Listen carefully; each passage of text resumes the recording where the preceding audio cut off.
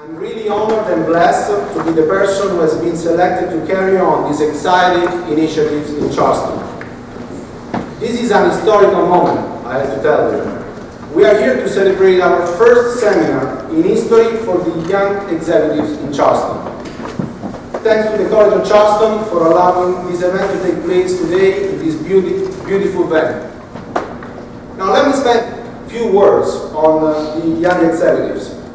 The Young Executives is an initiative of some bright mind within the Italian American Chamber of Commerce, but especially our current president, Mr. Flatley.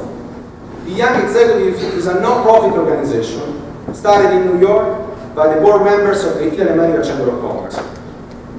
The Young Executives organization is focused on networking and business development opportunities, such as seminars, gatherings, and charitable events. Our primary mission is the one to develop networking and business opportunities among young business professionals in the Charleston area. So what we want to do here today is starting to create our own network, investing in our own professional development. And so, thanks to this, we can apply this today to the young executives and for free, devoting only our free time. For this reason, that we are here today to start our first seminar of the year.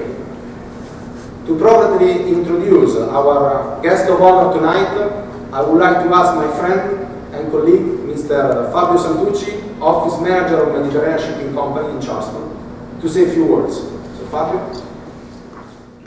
I have the pleasure tonight to introduce our speaker, our guest of honor, Admiral Flatley, who has had a remarkable career in the Navy, not only for himself, but also his entire family. I think at the moment we are at the fourth generation and counting of a great family that has been serving the country and, like he's doing right now, serving the community.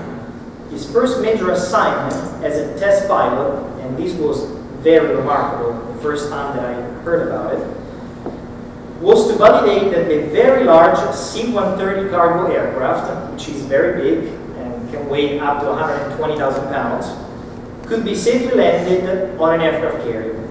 Between 1972 and 1973, he flew 155 combat missions to go along with 191 other missions flown during 2 earlier Vietnam deployments. His squadron was then recognized as the Navy's top fighter squadron in 1973 as a result of his performance in combat.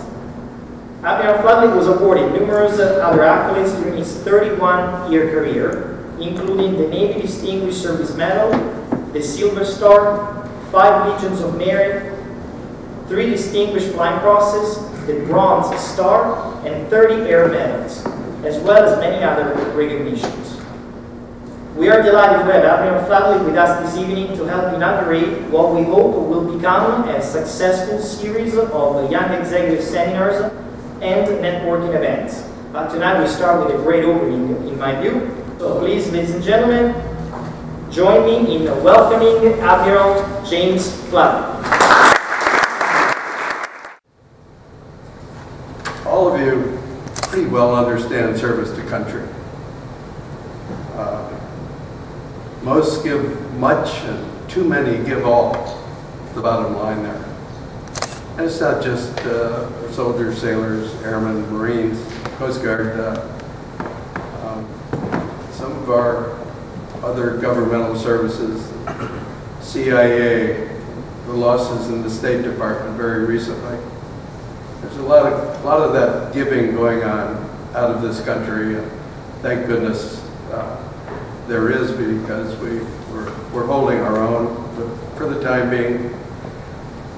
Service to community, probably less understood or appreciated, comes in many forms.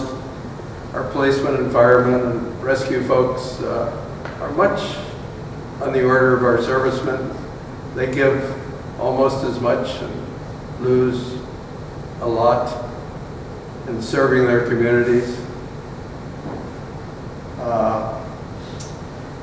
Then there's community service, the bigger community service in the sense you all appreciate, probably all participate in. And I noticed that Fabrizio has, in a sense, has community service built into his mission statement and description of the young executives. Congratulate you on that and ask you to pursue it. You know, you can check the block in high school for your community service. You're not going to graduate till you do it, I guess. Scouting good deeds. Marvelous work done by our nonprofits and our clubs like Rotary and the Exchange Club. There's a place for all. Unfortunately, if you total everybody in this country that's involved in community service against the 330 million population, less than 15% of our citizenry is involved in any way with community service. So there's lots of room there to bring that percentage up. And I encourage you, as you go about your young lives, to not hesitate to do it. It means so much to so many.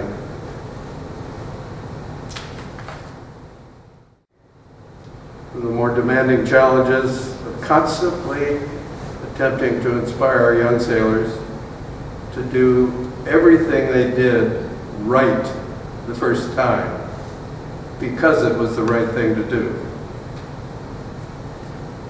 Not only in terms of safety, but in terms of duty and responsibility. I had the great good fortune to know Cardinal O'Connor of New York, and knew him well enough where he came down to Philadelphia when I gave up command of the Saratoga, and he officiated the ceremony. But he is the creator of the phrase, do whatever you do right because it's the right thing to do. In your every thought, word, and deed each day of the year. A very simple guiding principle for any leader. Goes right along with love your neighbor as yourself, do unto others as you would have them do unto you. All those principles meld beautifully. Keep it simple and keep your checklist close at hand. And our commercial aviation, aircrew resource management, why commercial aviation is so incredibly safe, all come from these same rules and guidelines.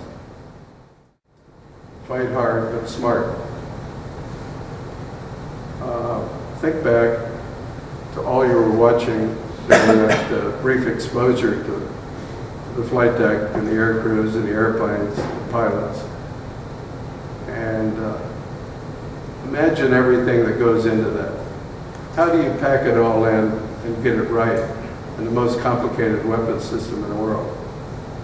It comes right back to leadership and doing it right the first time because it's the right thing to do. Here this evening, Fabrizio has begun laying the formal foundation to the Charleston chapter of the Young Executives, with the long-term goal of fostering economic opportunity through networking relationships that will hopefully lend impetus to economic development here in the Low Country. It's my personal opinion that there is no more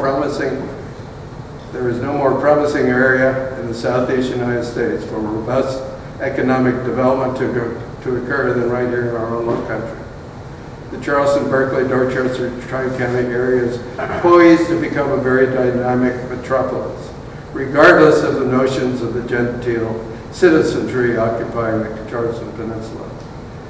Many constantly competing mayoral fiefdoms and an anticipated antiquated state government chained to the past by old-fashioned Southern politics. Why not be the busiest city in the world as well as the friendliest city in the world? The economic engine slowly beginning to turn over here in the Low Country will serve to create a greater Charleston metropolitan area, the locus of which I predict will be North Charleston. Would that all of you young executives here this evening find yourselves well positioned to take advantage and of an economy just beginning to simmer.